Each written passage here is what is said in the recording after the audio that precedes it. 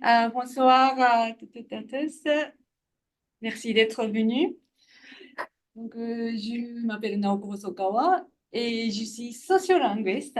La sociolinguistique, c'est un domaine d'études où on analyse la relation entre la société et la langue. Donc, aujourd'hui, le thème est diversité linguistique. Donc, je vais parler du rôle de la société dans la diversité linguistique.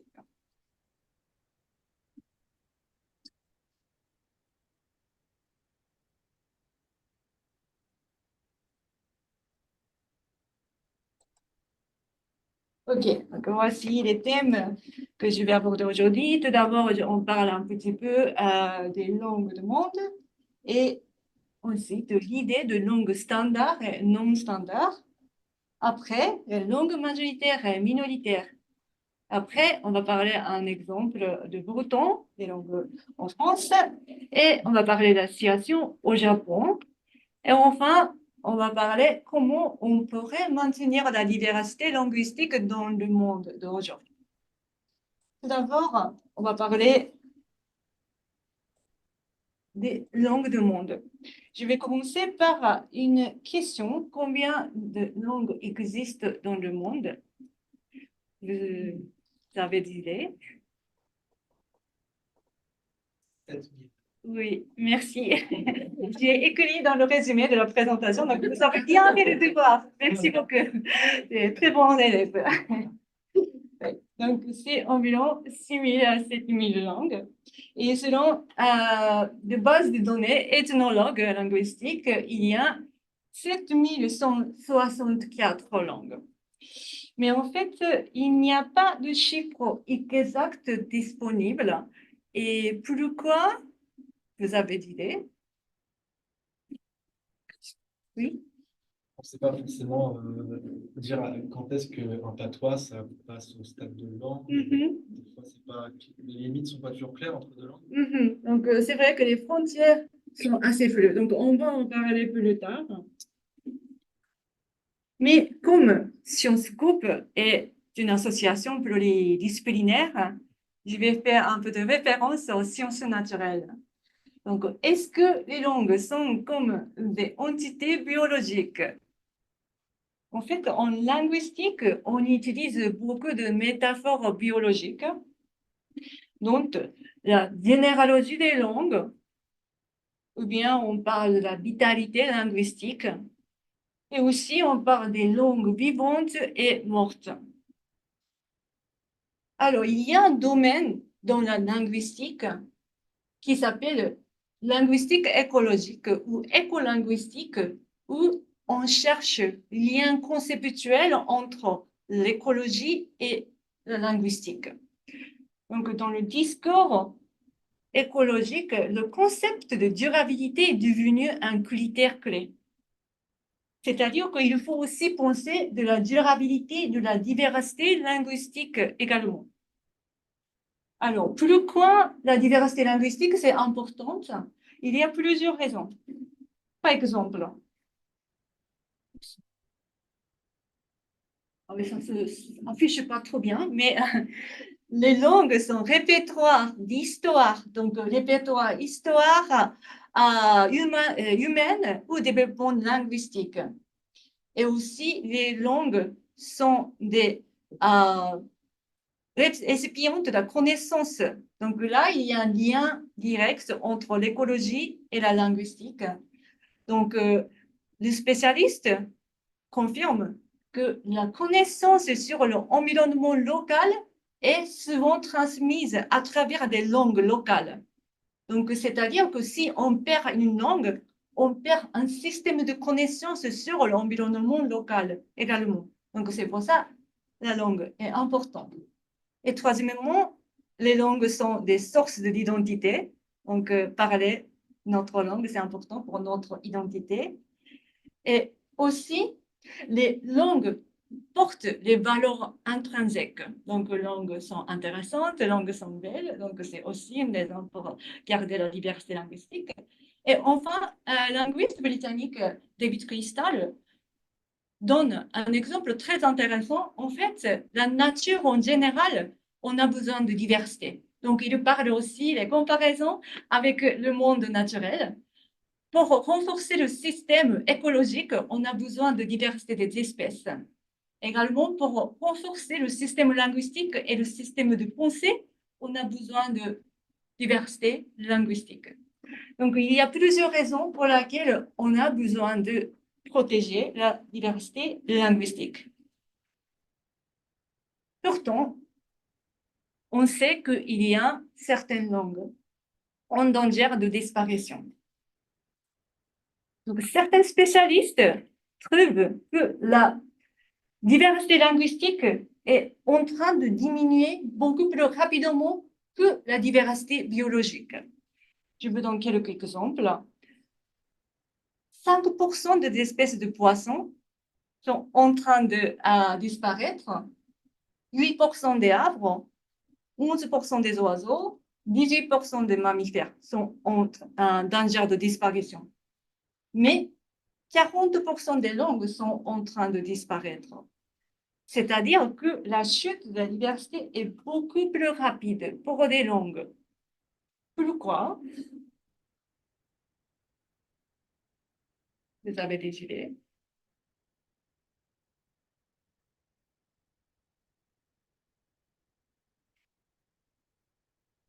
C'est un modèle langue nationale. Merci, oui, c'est vrai. Donc, peut-être on se demande, certaines langues chassent des autres langues. Mais qui chasse les autres langues? On pense peut-être langue standard, donc langue standard nationale chasse des langues non standards, ou bien des langues majoritaires chassent des langues minoritaires. Donc, c'est la question. Mais pour répondre à cette question, il faut tout d'abord comprendre cette notion. Donc, on va tout d'abord penser l'idée de langue standard et non standard. C'est que l'origine de cette idée. Donc, je vous pose une autre question. Quelles sont les différences entre une langue et un dialecte? On a dit tout à l'heure qu'il y a des frontières très floues entre peut-être un dialecte, peut-être une langue. Est-ce qu'il y a une condition pour avoir une langue ou un dialecte? Oui. C'est l'aire géographique, peut-être? C'est L'aire géographique. les géographies? Oui, c'est possible. Oui. Et un dialecte est rattaché à une langue. Oui. Donc, il y a plusieurs tentatives de définir une langue et un dialecte, mais il y a une station très connue dans la linguistique, sociolinguistique, par un linguiste, Max Weinreich, qui a dit une langue est un dialecte avec une armée et une marine. Qu'est-ce que ça veut dire? Il y a plusieurs points communs entre le pouvoir militaire et des langues. Qu'est-ce que c'est? Le pouvoir militaire, représente le pouvoir, pas uniquement militaire, mais aussi économique, politique, culturel. C'est un pouvoir et une langue est un pouvoir. Et aussi, une armée et marine sont souvent gérées par le cadre de État-nation. Ils portent des drapeaux. Donc, le cadre politique des États-nations, c'est aussi important pour une langue. Donc, une langue est un pouvoir, est une nation. Et les concepts de pouvoir, les concepts de nation changent avec le temps. Et c'est pour ça qu'il est difficile de compter le nombre de langues et le nombre de dialectes, etc. Donc, les langues, en fait, ce n'est pas le concept qu'on peut mesurer de manière scientifique. Alors, si on ne peut pas mesurer le nombre de langues scientifiquement, comment savoir la langue est correcte et standard? Qui définit la langue standard? Vous avez des idées? Académie française, merci. Merci. Donc, oui, peut-être une académie linguistique. Donc, eh bien, la photo de l'Académie française. Donc, la France a une académie très connue, très célèbre internationalement. Donc, c'est vrai qu'une académie linguistique joue un rôle important pour définir l'usage correct d'une langue. Mais comment est née une telle institution? On va voir un petit peu l'histoire. Je vais vous montrer une image. Qu'est-ce que c'est? C'est une image assez ancienne du XVIIe siècle, mais c'est quelque chose qu'on peut utiliser toujours aujourd'hui. Aujourd'hui, ce sera plutôt comme ça.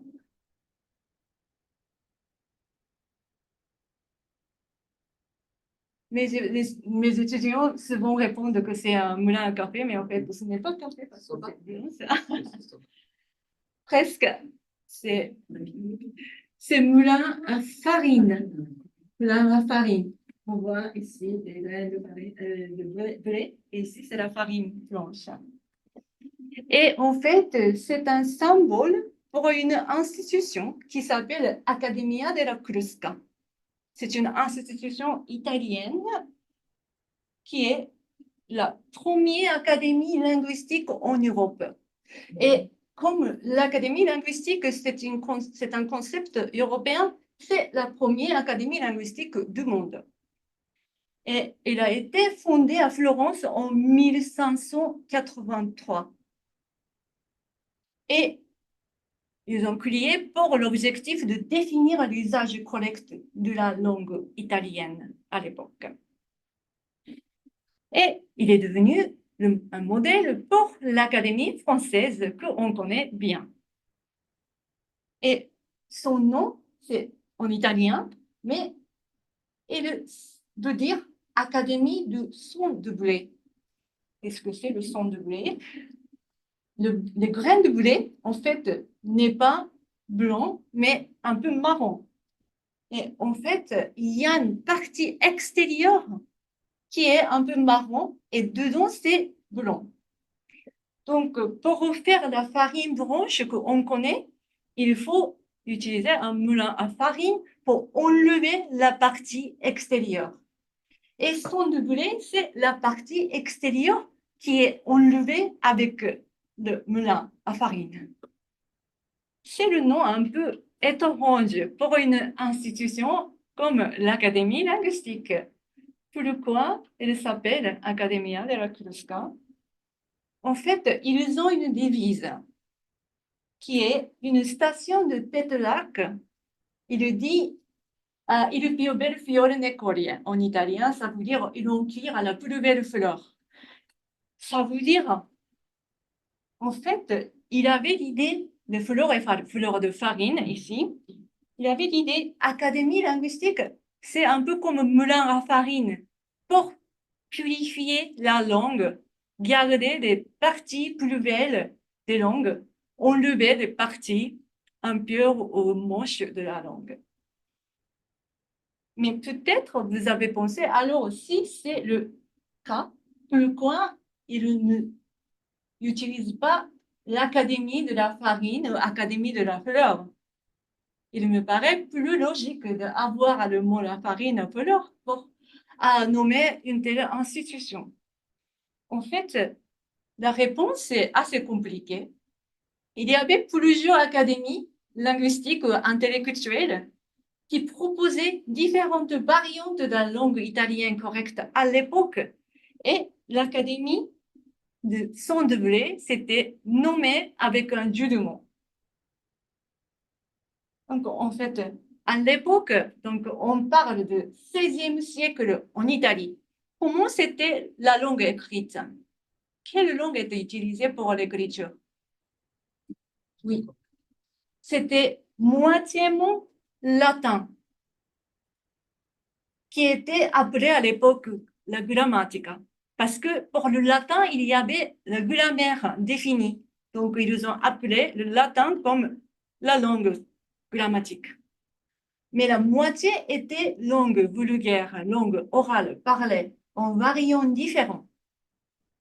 Mais après l'invention et le développement des technologies d'imprimerie, il y avait plus en plus de public général qui commençait à avoir accès aux livres. Donc, il y avait un mouvement pour définir la langue écrite correcte de la forme parlait pour tout le monde, parce que le latin était quand même réservé dans le public qui avait le haut niveau de l'intellectualité, au niveau d'enseignement, donc pas tout le monde. Donc, ils ont essayé de trouver, ils ont essayé de se mettre d'accord pour définir comment sera notre langue écrite, mais quand même qui appartient à nous. Donc, tout d'abord, à pas de 1540, il y avait un groupe d'intellectuels qui se sont formés pour se nommer l'Académie degli Infiammati. C'est un nom, Académie des Enflammés. Et plus commun, c'est appelé la légende de Héraclès, qui était mort en flamme et après il est devenu immortel. Donc, comme ça, leur idée était, la langue parlée était quelque chose d'éphémère à l'époque parce que ce n'était pas enregistré à la culture. Mais comme ils vont définir la langue écrite, ils vont rendre cette langue éphémère immortelle. Donc, c'était l'idée Académie des Enflammés. Alors, pas tout le monde est d'accord avec ce groupe-là. À Florence, dans la même année, il y avait un autre groupe d'intellectuels qui voulait utiliser, donc le premier groupe, il voulait utiliser la langue de Boccace et Petrarque comme des modèles pour la langue italienne.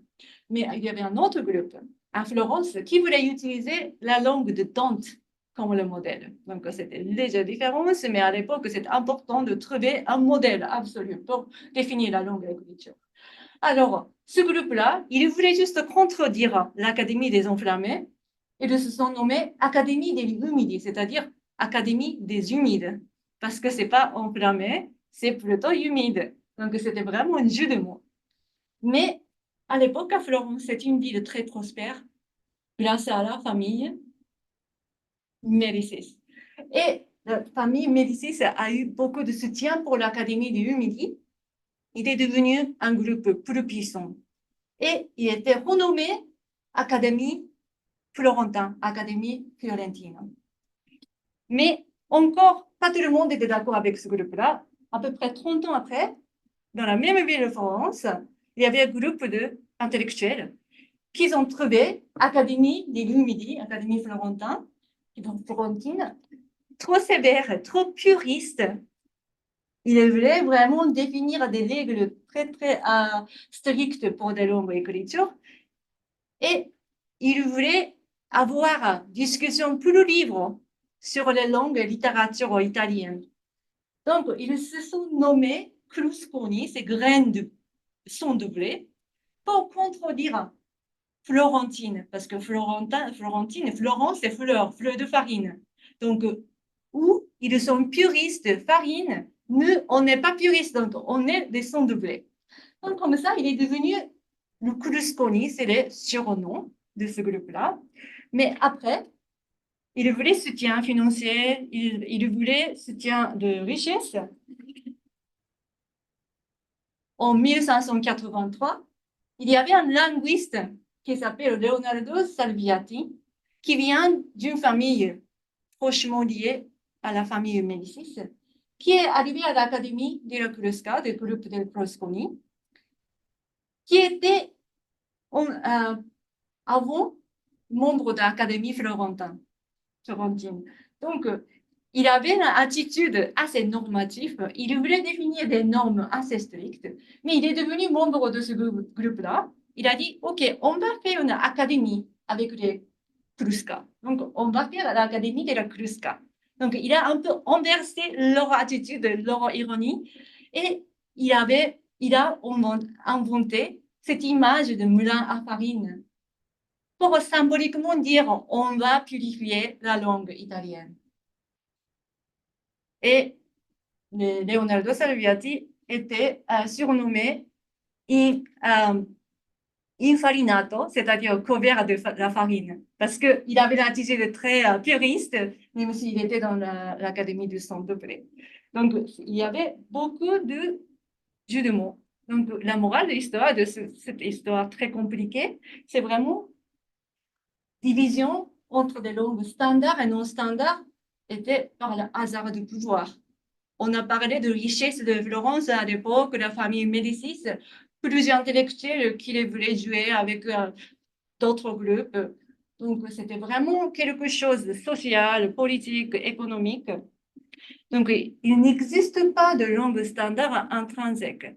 Aujourd'hui, on pense que la langue standard est quelque chose qui est déjà donné, mais en fait, au début, la discussion sur les idées de langue standard était par le hasard de pouvoir. Donc, c'est la morale de l'histoire de l'Académie de la Crusca. Mais il faut aussi dire, en Italie, même si c'est un pays où est née la première académie linguistique, il y a présence forte des langues régionales par rapport à d'autres pays d'Europe, par exemple la France. Pourquoi?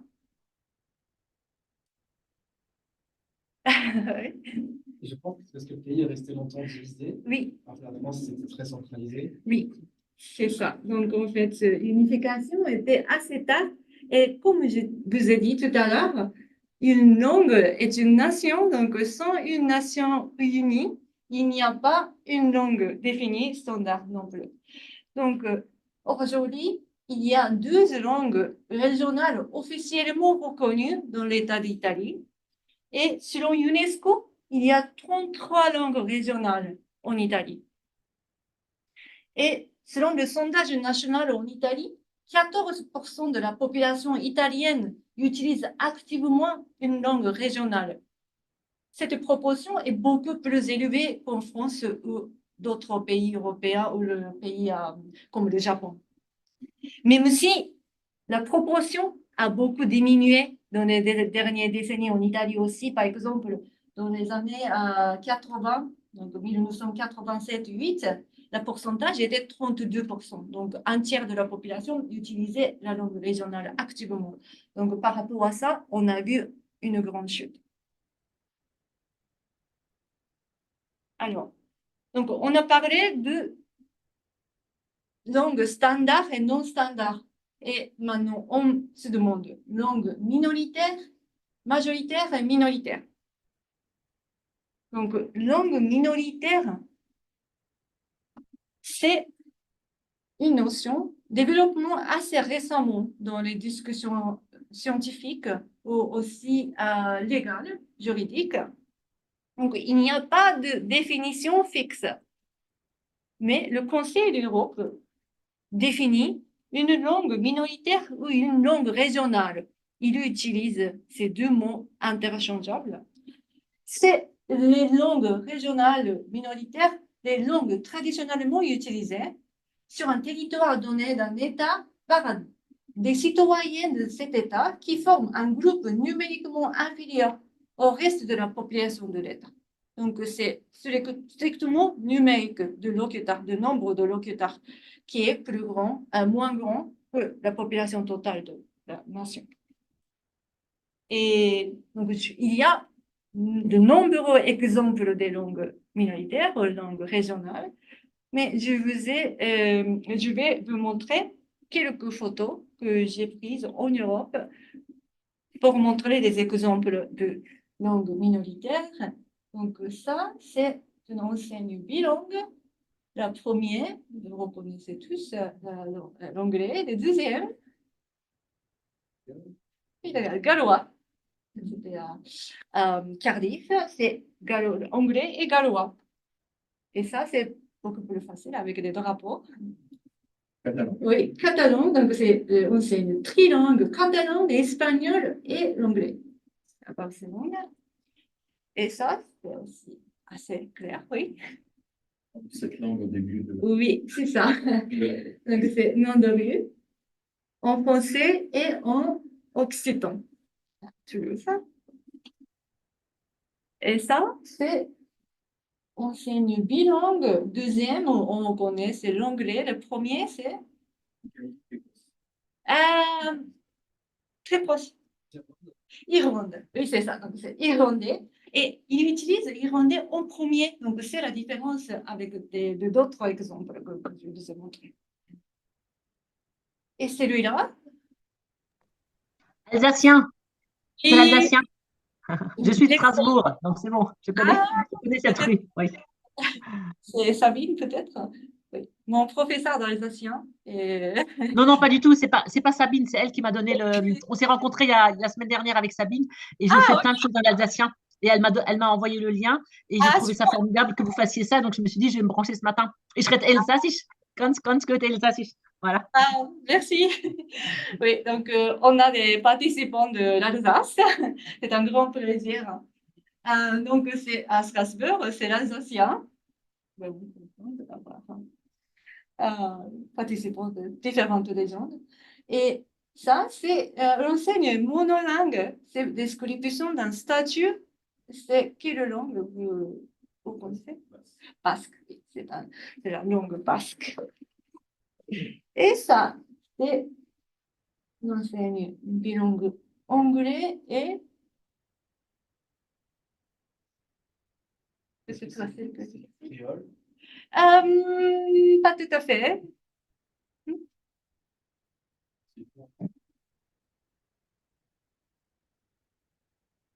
C'est Djarazier, qui est parlé aussi. Djarier, c'est le nom local.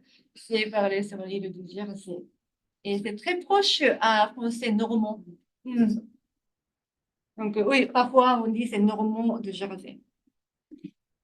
Oui, donc on connaît beaucoup d'exemples de langues régionales, bien sûr, pas uniquement en Europe, mais aussi il y en a beaucoup, beaucoup dans le monde. Mais on a parlé minoritaire et majoritaire. Quelles sont des langues majoritaires? Donc, il y a plusieurs niveaux. Langues souvent standardisées, nationales, officielles, qui sont des langues dominantes dans un État. Donc, elles sont considérées la langue majoritaire dans cet État. Mais aussi, il y a des langues internationales, mondiales, utilisées par des médias internationaux, des écritures dans l'Internet. Et bien sûr, on pense à l'anglais comme un exemple d'une telle langue. Et aujourd'hui, il y a presque 1,5 milliard de locuteurs de l'anglais, y compris locuteurs natifs et non natifs. Donc, c'est un chiffre énorme. Et bien sûr, il y a le risque que ce genre de grandes langues peuvent rendre toutes les autres langues inutiles. Donc, ce risque est parlé par des spécialistes de linguistique. Et l'influence de cette grande langue n'est pas seulement au niveau de la langue, mais aussi au niveau vocabulaire. C'est-à-dire, dans la langue japonaise, dans la langue française, il y a de nombreux mots d'origine anglaise. Et ça donne déjà inquiétude pour certaines personnes. Peut-être, en donnant l'idée, peut-être leurs langues sont menacées par des grandes langues internationales. Donc, par exemple, le vocabulaire d'origine anglaise. Au Japon aussi, il y a beaucoup de discussions par rapport à l'usage de ce genre de vocabulaire. Et donc, dans mon projet précédent, j'ai analysé le discours sur le mot d'origine occidentale, surtout d'origine anglaise. Et ils ont parlé souvent des inondations des mots anglais. Donc, comme ça, on voit bien le peur qu'on ressent par rapport à l'augmentation du nombre de mots d'origine anglaise. Alors, dans ce contexte-là, il y a plusieurs questions que j'aborde dans mes recherches.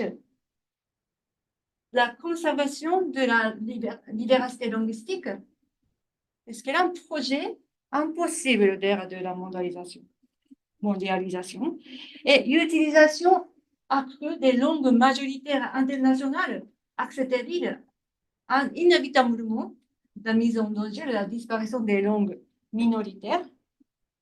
Et quelles sont les conditions nécessaires à la transmission durable des langues minoritaires dans ce contexte? Donc, pour répondre à cette question, j'ai analysé un cas du breton. Donc, c'est la France. Et combien de langues sont parlées en France? Vous avez dit, y compris les immigrants, le territoire outre-mer, tout ensemble?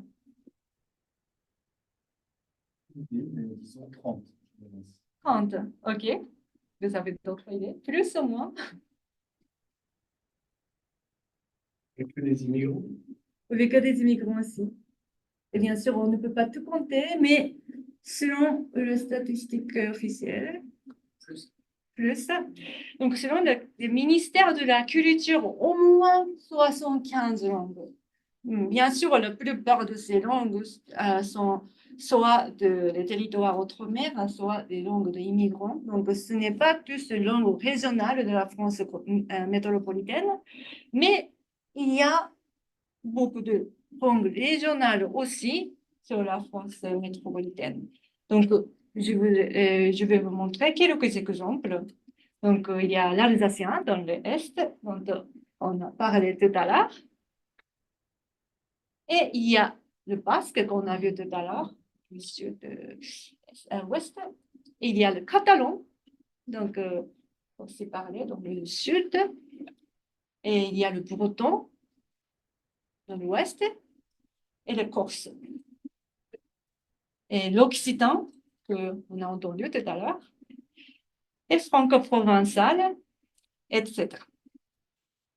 Donc, on voit quelques langues régionales en France sont en danger. Donc, UNESCO a 6 niveaux de la vitalité linguistique.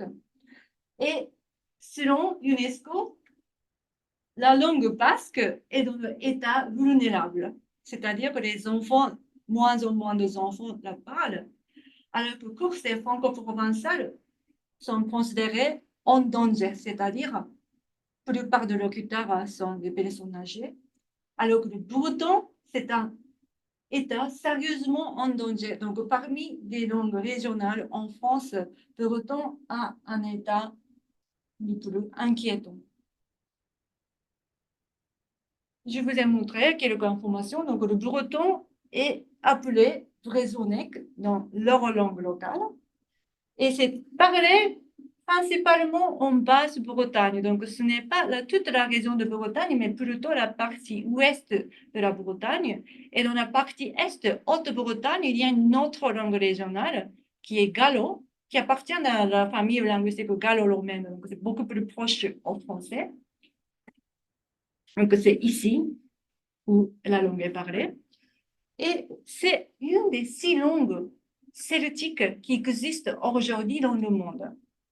Et c'est la seule langue sur l'Europe continentale qui existe. Donc, aussi linguistiquement, très précieuse. Et très précisément, elle appartient à la famille linguistique celtique P. Donc, c'est étroitement lié au gallois et cornique.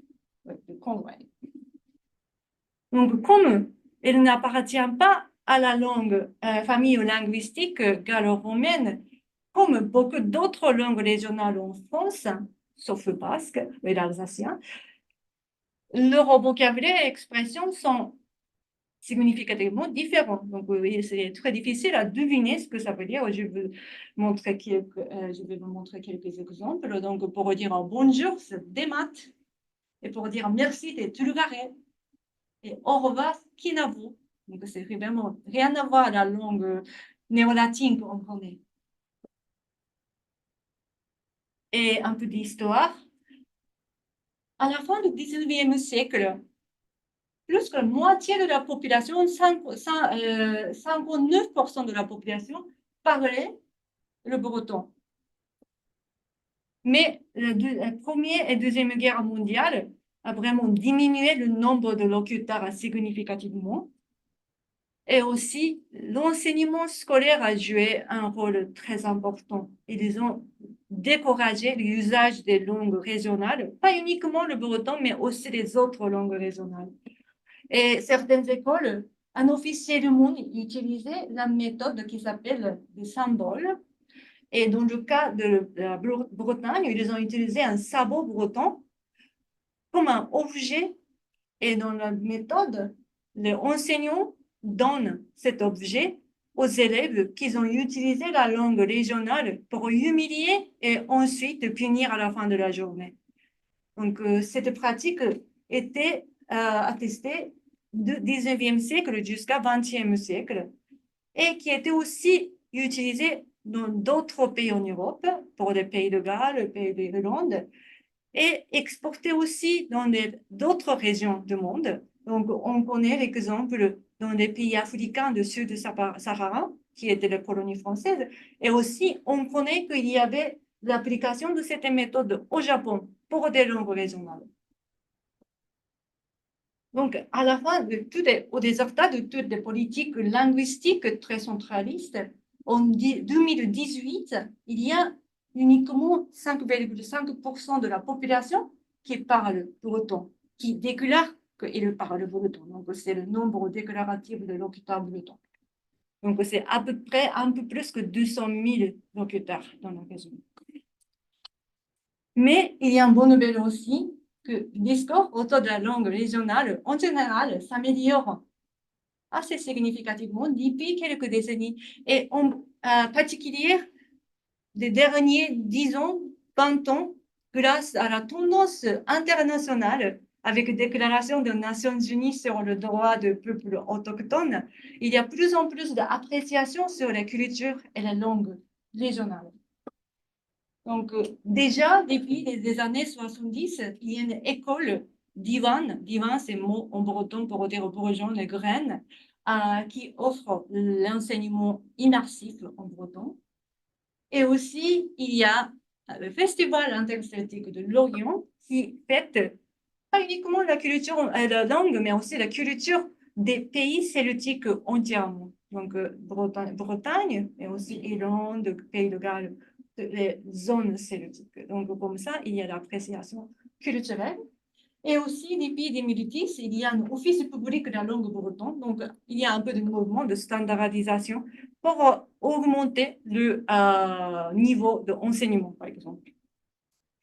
Et dans le paysage linguistique en Bretagne, on peut voir beaucoup d'enseignes et panneaux indicateurs bilingues en français et puis en breton, comme celui-ci-là. Et la guerre en Bretagne, les noms sont indiqués bilingues. Donc, pour examiner la situation par rapport à la langue bretonne, j'ai utilisé recherche qualitative de la linguistique populaire. Donc, linguistique populaire, c'est quoi? C'est l'étude de l'attitude linguistique du public général. Et l'attitude linguistique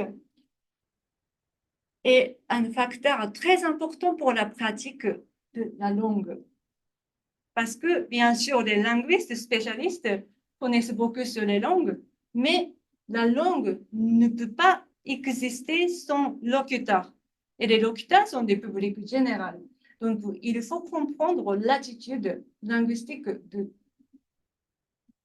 public général.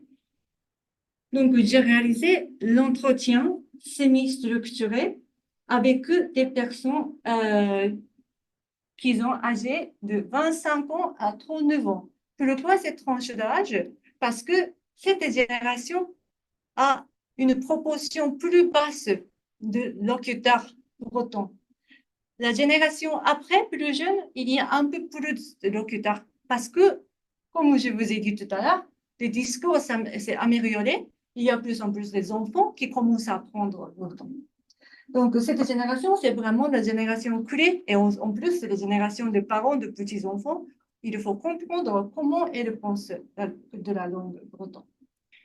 Donc, après les entretiens, j'ai effectué des analyses des références récurrentes et aussi des structures d'argumentation. Donc, j'ai utilisé plus précisément analyse de discours critique. Et j'ai utilisé pour cet objectif quelques questions directrices. Par exemple, antécédent linguistique de la famille, raison pour laquelle il parle ou il ne parle pas la langue, et les éléments importants qu'il pense pour l'identité bretonne, l'intention de transmission de la langue aux enfants. Donc, chaque situation, il y avait l'histoire un peu différente. Mais il y avait quelques points communs parmi toutes les personnes interrogées. Par exemple, tout le monde vient de la famille originaire de la partie bretonnante de la région, au moins partiellement. C'est-à-dire, au moins un de leurs grands-parents parlait couramment le breton. Et aujourd'hui, aucune personne n'utilise la langue bretonne comme la langue principale dans la vie quotidienne, c'est-à-dire que tout le monde est bilingue avec le français et c'est le français qui est la langue principale pour leur vie quotidienne. Mais il y avait des locuteurs de breton et ils sont des personnes qui ont fait des efforts intentionnels pour étudier, apprendre et utiliser la langue bretonne. Et souvent, les parents parlaient aussi un peu de la langue pour influencer leur appréciation de la langue. Alors que pour les non-locuteurs, ils ont grandi dans la famille non bretonnante, donc les grands-parents parlaient le breton, mais ils ont décidé de ne pas transmettre la langue à leurs enfants, donc c'est-à-dire les parents des personnes interrogées, pour des raisons pratiques et aussi idéologiques. C'est-à-dire pratique parce que dans certains cas, c'était mariage interrégional. Un de ses parents vient de l'autre région, donc ils ont parlé en français toujours, ou à déménagement interrégional. Ils sont déménagés à Paris ou d'autres régions de France, donc ils ont essayé de changer la langue de la famille aussi. Et aussi, il y avait une raison un peu plus globalement économique. Par exemple, ils ont pensé d'avoir le français était plus intéressant économiquement pour le futur des enfants. Et des raisons idéologiques, par exemple, ils ont parlé de vues négatives par rapport à la langue régionale, avec ce découragement à l'enseignement scolaire.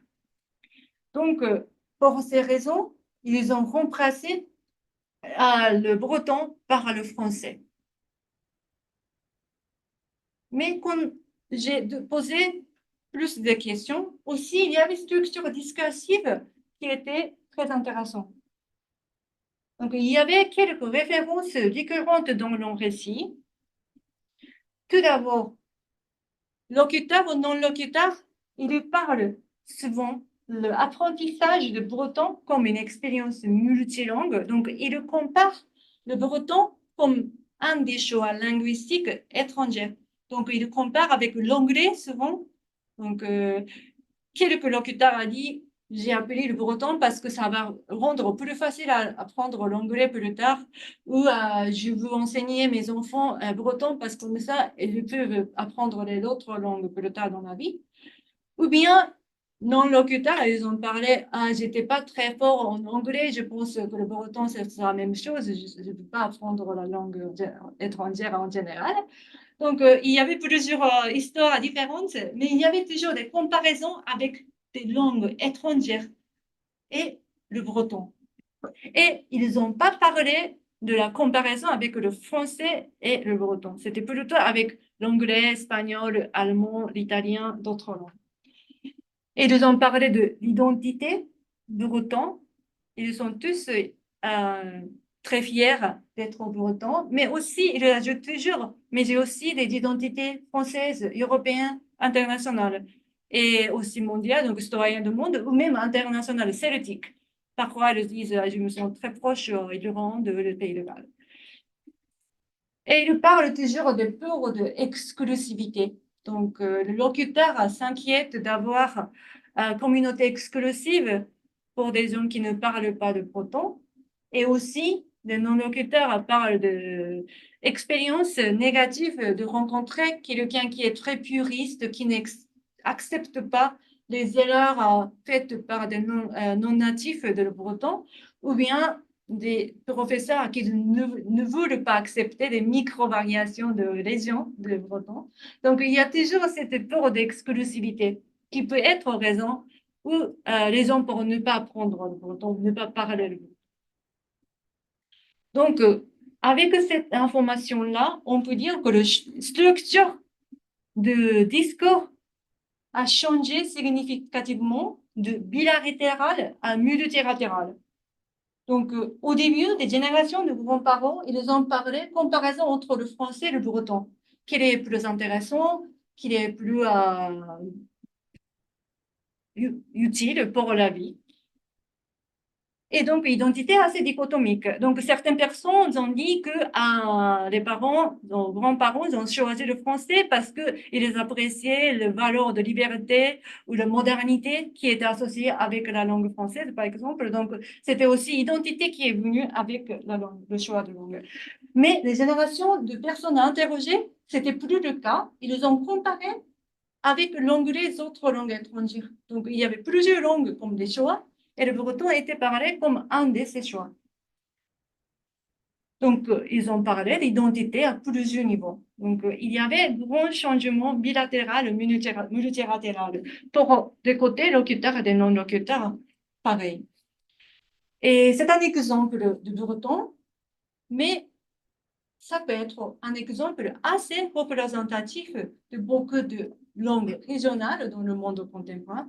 Probablement pas toutes les langues régionales, parce qu'il y a toujours des pays où il y a une langue qui est fortement associée à une identité, mais je pense que plus en plus d'exemples de langues régionales, il y a un changement de discours.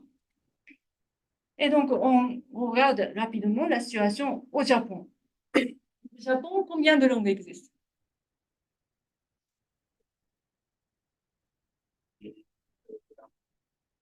Deux langues?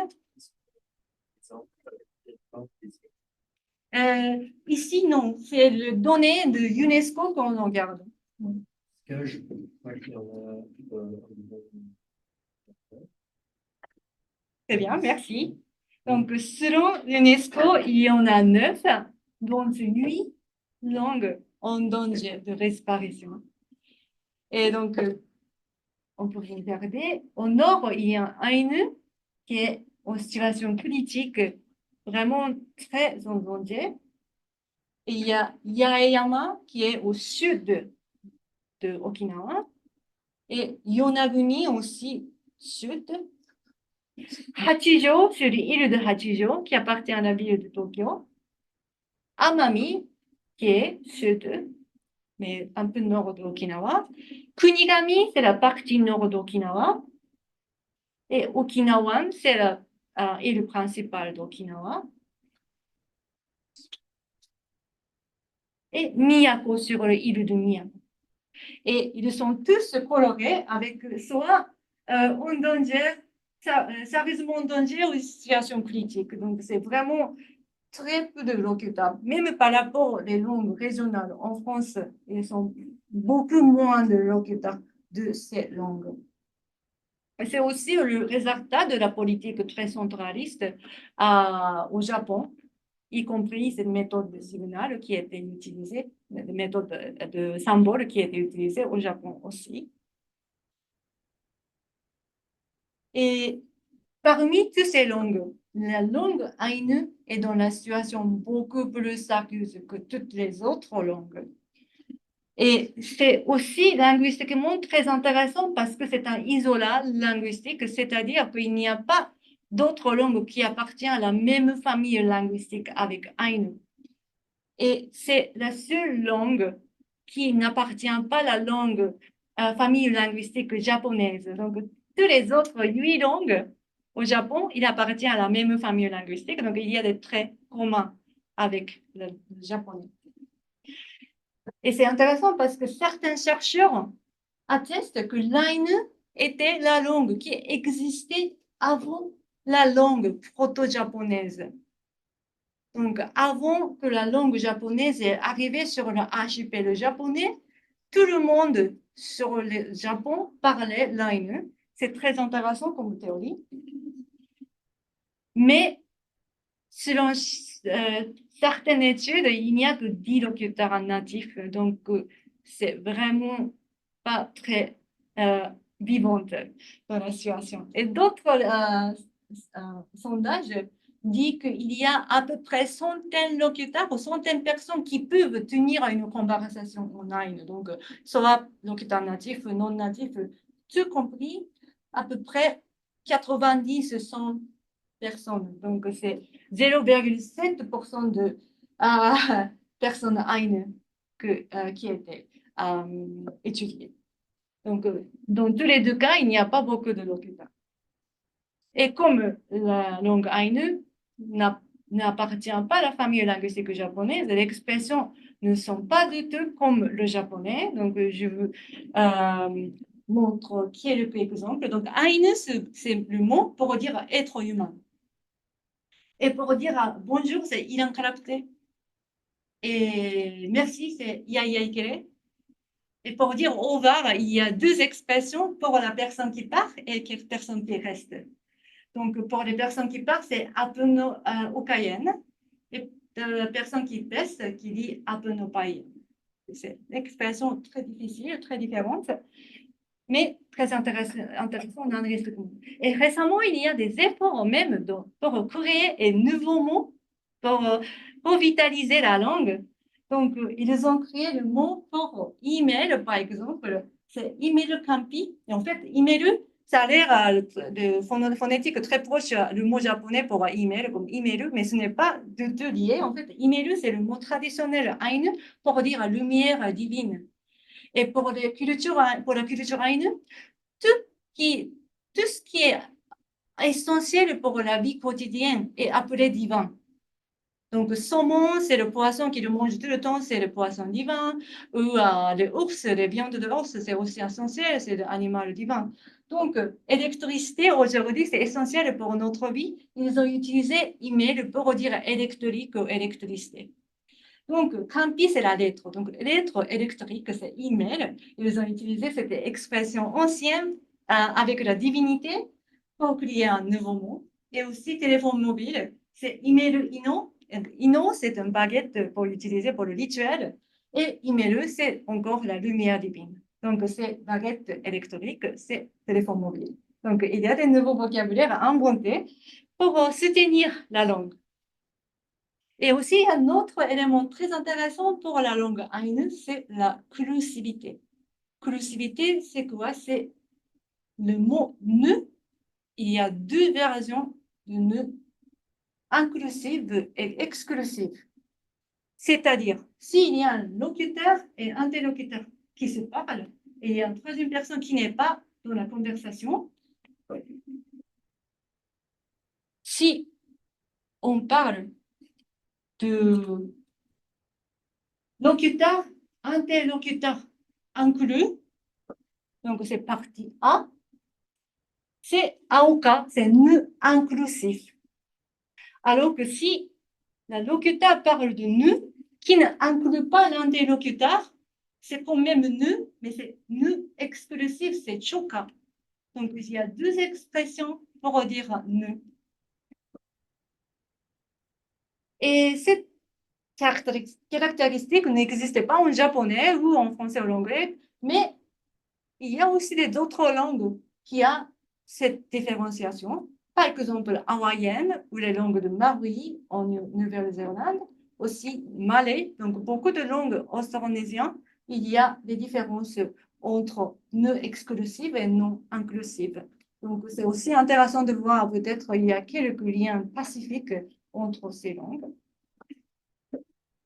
Alors, mais quand même, le locuteur est très peu nombreux au Japon pour des langues régionales. Comment l'avenir de langue du Japon? Donc, il y a extrêmement peu de locuteurs natifs de langue minoritaire.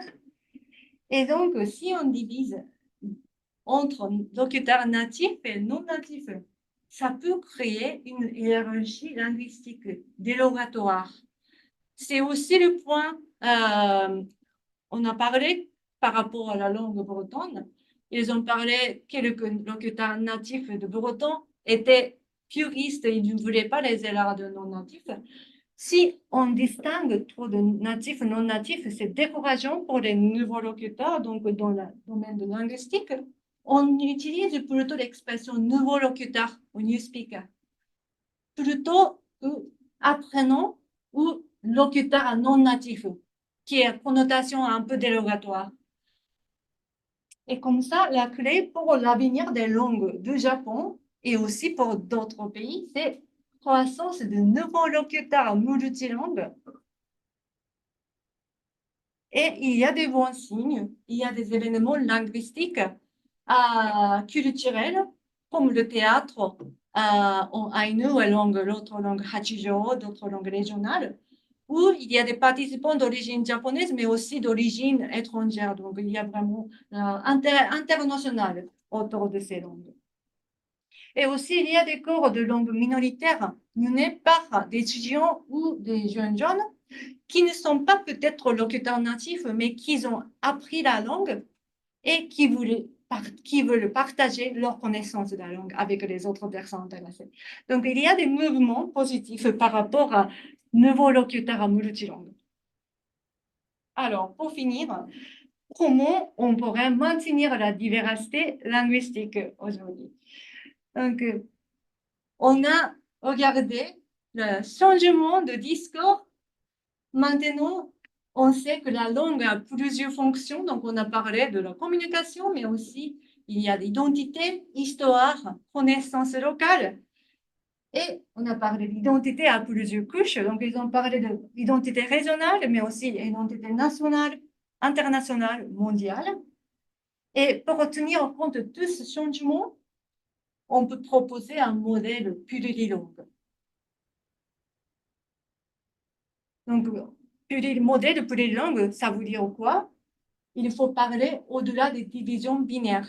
Donc, on a commencé cette présentation avec référence aux sciences naturelles. Donc, on parle encore discours écologique. Il y a des spécialistes de l'écologie qui ont parlé. Maintenant, il faut penser au-delà de divisions binaires entre espèces inutiles ou nuisibles. Parce que, en fait, ça dépend de l'écosystème complexe d'un endroit donné. Donc, on ne peut pas distinguer espèces utiles ou nuisibles juste selon l'espèce en lui-même. Et aussi, espèces natives, invasives, c'est aussi des distinctions inutiles selon les spécialistes parce que certaines espèces qui viennent d'autres endroits, ils peuvent aussi contribuer à l'enrichissement de l'écosystème. Donc, ce n'est pas toujours d'invasion. Il faut penser plus globalement pour réaliser la diversité écologique. Donc, on peut adapter cette idée à discours linguistique aussi. Il faut penser au-delà des divisions entre langue standard et non standard, langue majoritaire et minoritaire, langue native et non native. Donc, ces distinctions binaires ne sont plus utiles pour la diversité linguistique d'aujourd'hui. Et il faut penser plus globalement, on peut être multilingue, plurilingue.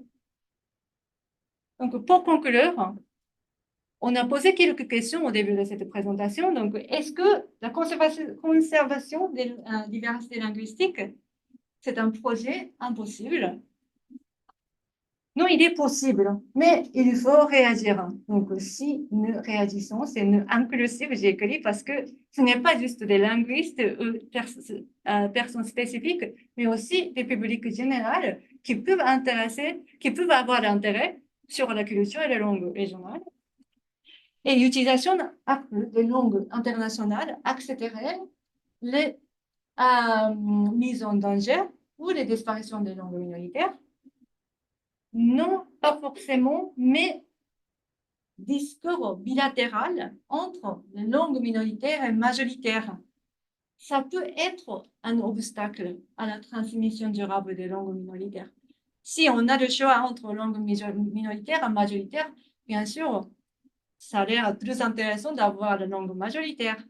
Mais si on ne fait pas la distinction binaire, on peut être tous multilingue, y compris la langue de région, langue de pays, langue internationale, etc. Et enfin, dans le contexte actuel, quelles sont les conditions nécessaires à la transmission de langues minoritaires? C'est le modèle plurilingue, inclusif, avec nouveaux locuteurs. Donc, c'est la clé. Donc, c'est important de transmettre la langue qu'on connaît déjà, mais pour des langues où il n'y a pas beaucoup de locuteurs, il est important de motiver des nouveaux locuteurs. Donc, c'est la fin de ma présentation. Merci de votre attention et j'attends vos commentaires et questions. Merci beaucoup.